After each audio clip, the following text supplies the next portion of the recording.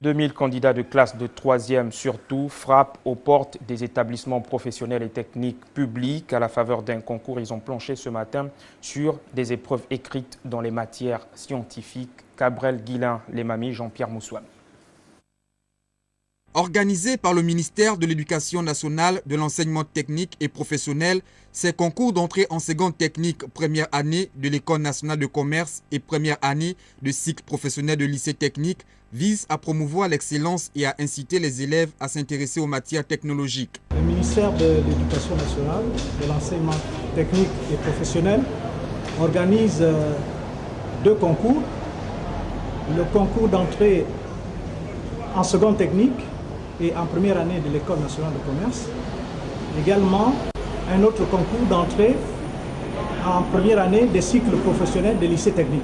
Donc, ces deux concours, le premier concours d'entrée dans les cycles professionnels concerne les candidats de la classe de 5e qui vont entrer en première année des cycles professionnels. Et ce concours d'entrée en seconde technique concerne les candidats régulièrement inscrits en classe de 3e dans les lycées et collèges.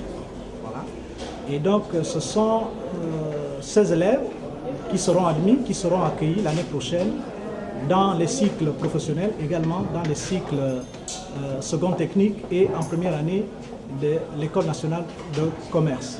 Pour cette année, c'est plus de 2000 élèves qui prennent part à ces concours. Nous avons cette année enregistré pour le concours d'entrée en seconde technique et en première année de l'École nationale de commerce près de 2979 candidats, contrairement à l'année dernière où nous n'avions que 1000 candidats.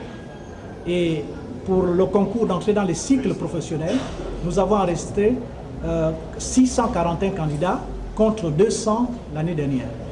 Donc nous avons constaté cette année un réel engouement. Nous pensons que cet engouement correspond bien à la volonté politique des plus hautes autorités de notre pays qui voudraient que l'offre de formation dans cet ordre d'enseignement technique et professionnel augmente. À l'heure où les plus hautes autorités, en tête desquelles le président de la République, veulent faire du Gabon un pays industriel, la formation des jeunes dans ce domaine est plus que jamais indispensable.